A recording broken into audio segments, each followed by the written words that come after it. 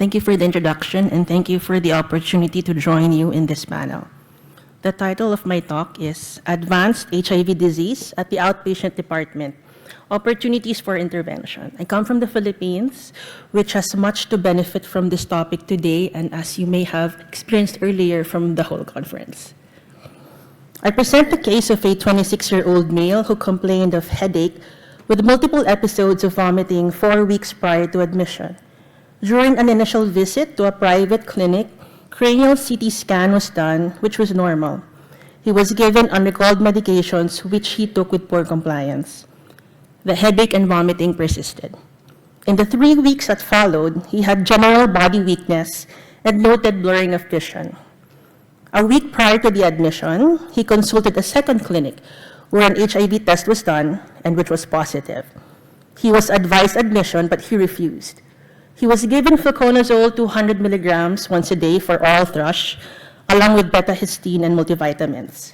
After a few days, with the persistence of symptoms, weakness confining him to bed, plus cough and shortness of breath, he was brought to the hospital.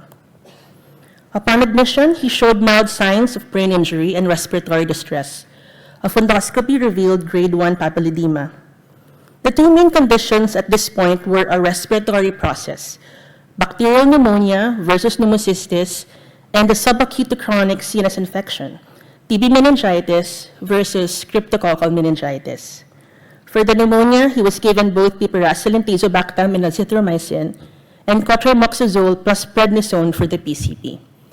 Fluconazole that was initially given for the oral thrush was continued at 200 milligrams per day.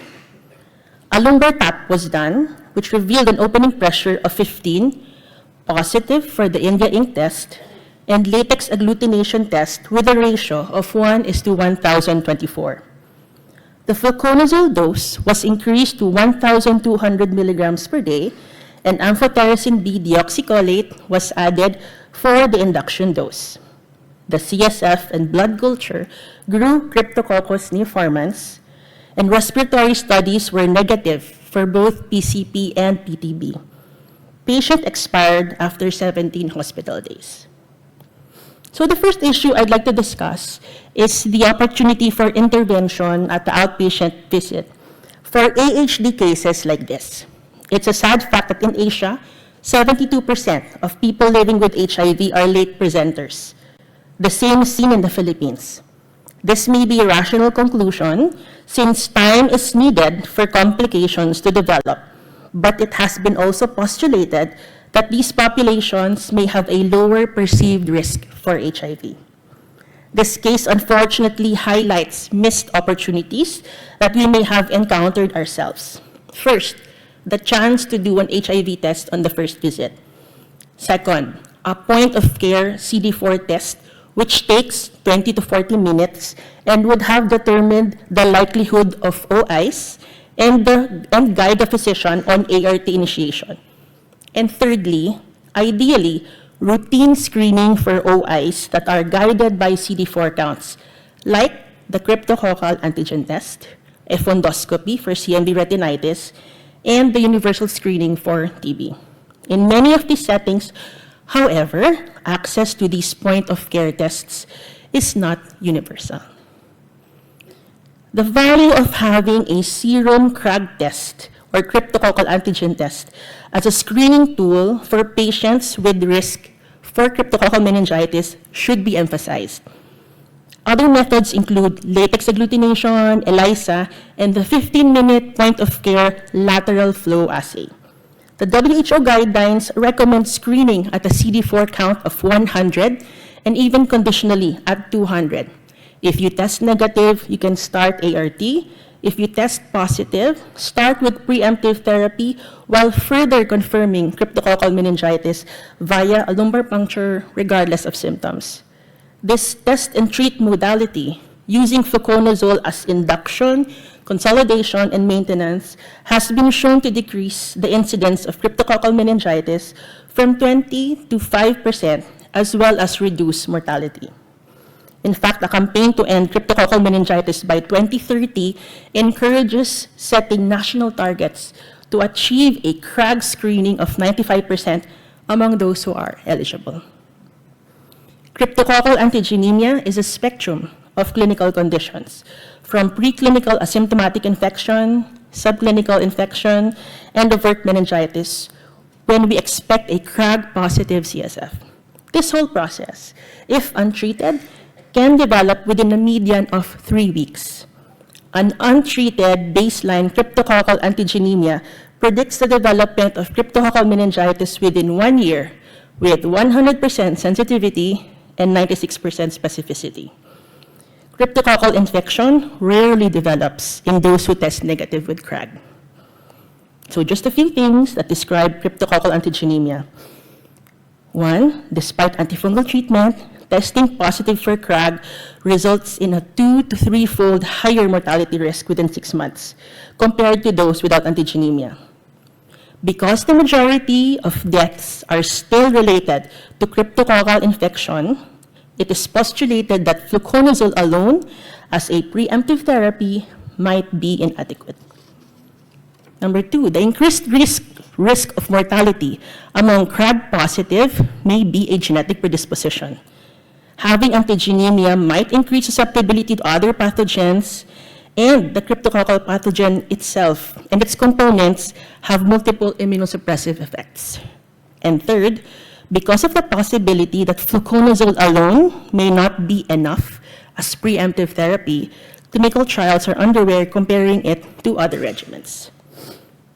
Second issue in this case is the availability of recommended medications to treat cryptococcal meningitis effectively. This is the 2022 WHO recommendations ranked in order from left to right. In the Philippines, only the regimens enclosed in the red box are available. We don't have flucytosine.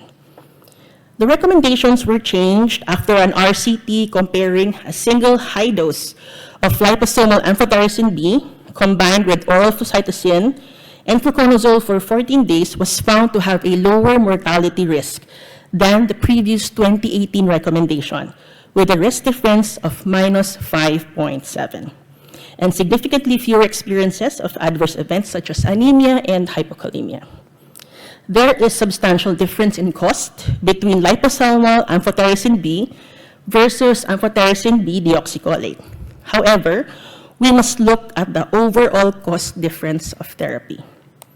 So for my last slide, I have here cost effectiveness of both the diagnostic and therapeutic sides of cryptococcal meningitis management. To give an example, in Vietnam, with a cryptococcal meningitis prevalence of 4%, a cryptococcal screening program would have an increase in cost per year life gained of $137. WHO considers an intervention to be very cost effective if the incremental cost effectiveness ratio is less than the GDP per capita of the region, which for Vietnam was $6,948. Hence, a CRAG screening program is very cost effective, even with the addition of fluconazole for maintenance, and the same seen in Brazil. For the single high-dose liposomal amphotericin B as induction therapy, a 5-country analysis showed cost effectiveness, which, when considering the lower drug-related toxicity and the potential shorter hospital stay, might be even less costly.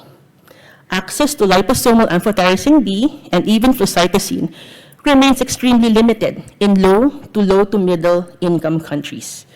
We are fortunate that expanded access to these drugs have been granted by either manufacturers or the innovator drugs or developmental partners. And in summary, I would like to reiterate these points. Even under optimal conditions, cryptococcal meningitis mortality is high.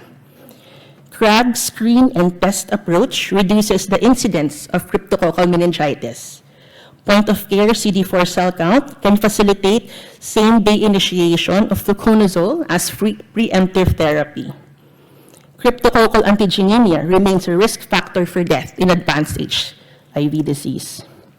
A clear referral criteria from the primary healthcare department to inpatient care is needed as we see more patients with AHT. Task sharing with nursing and community providers can overcome human resource limitations, especially with point-of-care tests that do not require intensive laboratory equipments. Liposomal amphotericin B and flucytosine and CRAG screening must be made available to more areas. Thank you for your kind attention.